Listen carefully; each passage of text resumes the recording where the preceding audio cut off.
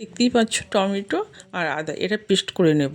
এটা কপির তরকারির জন্য পেস্ট করে নেব। দিয়ে কপি তরকারি করার জন্য দিলাম তেল, তারপরে দিলাম তেজপাতা, শুকনো লঙ্কা, আর তেলটা গরম হওয়ার পরে জিরা ফোড়ন দিলাম।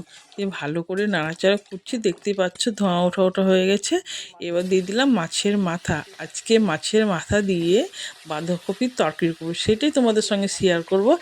একদম অল্প তেল, কম মশলায় রান্না করব। কোনো মশলা, বেশি মশলা দেবো না, তেল দেবো না। এই তেলটাকে দেখছো, এই তেলেই রান্না করব আজকে। এই মাছের মাথাটা বেশ ভালো করে ভেজে ভেজে নিলাম, দেখতেই পাচ্ছ। আর দুখানা মাথা দিয়ে মাছের মাথাটা একদম গুঁড়ো গুঁড়ো করে দিলাম। দিয়ে দিলাম লবণ, হলুদ। দেওয়ার পরে দেখতেই পাচ্ছ, দিয়ে এবার ভালো করে বেশ কষতে হবে। কষলাম, দিয়ে এবার পেস্টটা দিয়ে দেবো। এটা হচ্ছে টমেটো আর আদা পেস্ট দিয়ে দিলাম মাছের মাথার মধ্যে। দিয়ে এটা দিয়ে একটু কষতে হবে, নাহলে আদার গন্ধ বেরোবে। আদার গন্ধ বেরোলে ভালো লাগবে না খেতে। দেখতেই পাচ্ছ কষা হয়ে গেছে। মাছের মাথাগুলো গুঁড়ো গুঁড়ো করে দিয়েছি, তেল ছেড়ে দিয়েছে।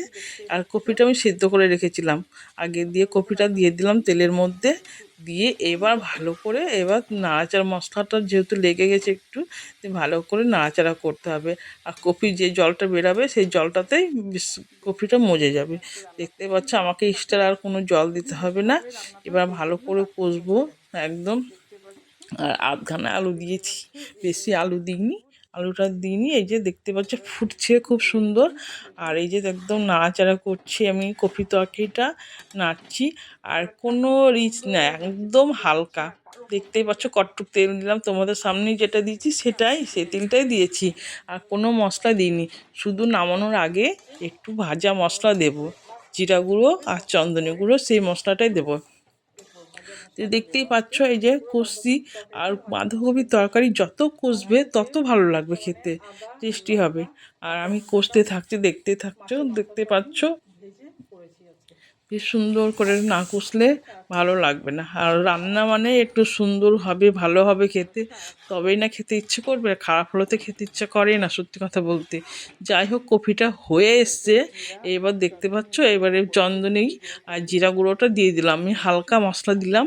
দিয়ে এবার ভালো করে আবার নাড়তে হবে। এটা নাড়াচাড়া করতে হয় ভালো করে। আমি কোনো ঘি, গরম মশলা কপির মধ্যে দিলাম না। তোমরা পারলে এই পদ্ধতিতে একবার রান্না করে অবশ্যই দেখবে, চেষ্টা করে কেমন লাগে খেতে। আশা করি ভালোই লাগবে। এইগুলো হচ্ছে বাঙালদের রান্না। আমার মা ঠাকুমা রান্না করতো, দেখতাম। আমার তো এই রান্নাগুলো খুব খেতে ভালো লাগে অবশ্য। আমি বেশি রিচ খাবার খাই না, ওর জন্য হালকা তেল মশলা খাবারগুলো ভালো লাগে। কিন্তু একটু আমার ছেলের জন্য একটু রিচ করে দিতে হয় সময় সময়। যাই হোক বন্ধুরা, তো আমার কপির তরকারিটা হয়ে গেল। এই যে দেখতেই পাচ্ছ। দেখে তোমাদের কেমন লাগছে আমার কপির তরকারিটা? অবশ্যই ভালো লাগবে।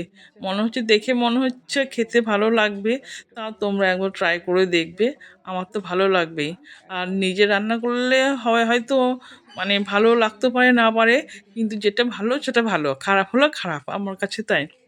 তো ভিডিওটা এখানেই শেষ করলাম বন্ধুরা। টাটা।